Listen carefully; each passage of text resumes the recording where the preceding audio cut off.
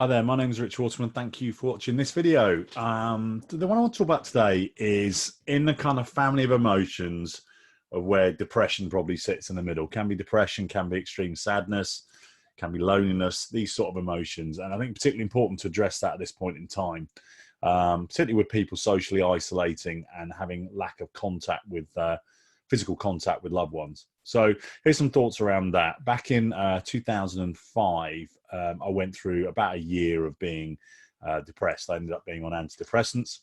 Not going to knock them. Certainly, sometimes biochemically, they're absolutely needed.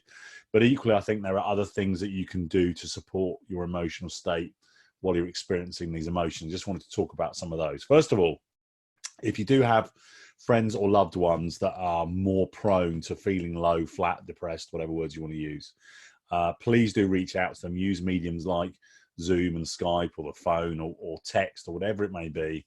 Keep in regular contact. And also, if you're experiencing those emotions, the best thing you can do is reach out and have contact with other people. Not necessarily a lot of people. You might be slightly more introverted. Funny enough, how I am, even though I do public speaking. But just reach out to a few loved ones and trust ones and make sure that you're helping them navigate through this. That being said, my own experience of depression 2005, and every once in a while I am prone to it. I'll be straight with that. There are a few things to watch out for. So depression, particularly in extreme form, is a very what I call inward-looking challenge. It's very reflective. It's almost like stagnating through thought. And I know how that can physically feel in your body. So one of the most important things actually is to get some form of exercise. Get out in the fresh air where there's no one else around.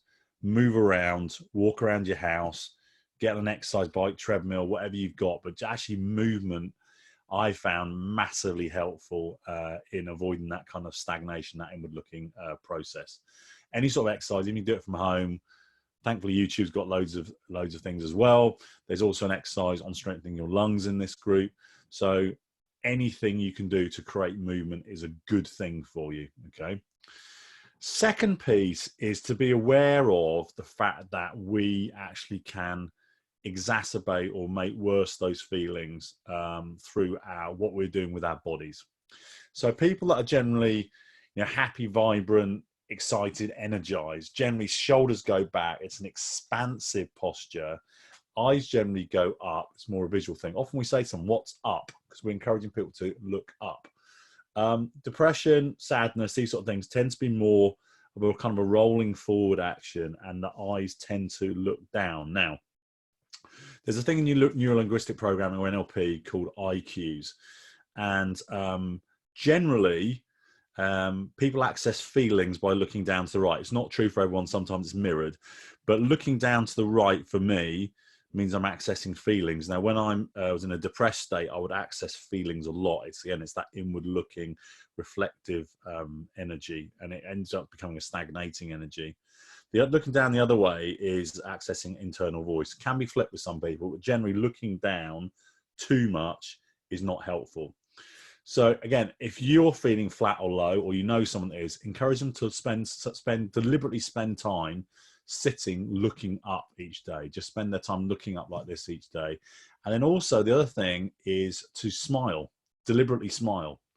I mean, if you can think of happy and amazing thoughts and people you're grateful for and people you love and favorite memories and favorite holiday places, all the better, because then it's not a forced smile. Just sit there smiling for a bit. This is telling your brain, release good chemicals, whether it's oxytocin or other related chemicals. Doing this, trying to feel flat or low while smiling and looking up is actually quite difficult. And yes, we are kind of forcing our brain down an emotional pathway, but it does actually work. Other things to look out for that are useful are helping others. No matter how low or flat you are, if you go reach out, have a conversation with someone, tell someone how much you appreciate them, show kindness to other people. Looking outside of yourself when you're feeling flat or low is incredibly powerful, and is always, one of the reasons that I love to coach is it always energizes me and makes me feel better. So acts of kindness, helping others, even if it's just a loving text or email or a call, a Zoom call, Skype call, do that too. Final piece is what we call compelling future. Compelling future is start to think about things, or help the person that you know is struggling to help about things that they would like to do in the future. Start planning. One of the things we can do while we're stuck at home with very little social contact is, what would I like to do, or what am I going to do in the future when I'm able to go back outside again? What would I like to do now? If this thing goes on for a few months, what things would I like to create now? What am I looking forward to? You can relate that back to the values and emotions list, that kind of blueprint template thing that I talked about in another video, which is, what are the things that I would like to plan in the future that are going to tick emotional boxes that are important to me? So quick summary. Move around, get moving, just get your body active. Even if it's just a short walk, even if it's around your house, a short walk, movement will help massively. Think about your eyes, look up, smile, do that deliberately for a few minutes each day. Look to help others, be kind to people. That'll be a great thing to do anyway in this environment.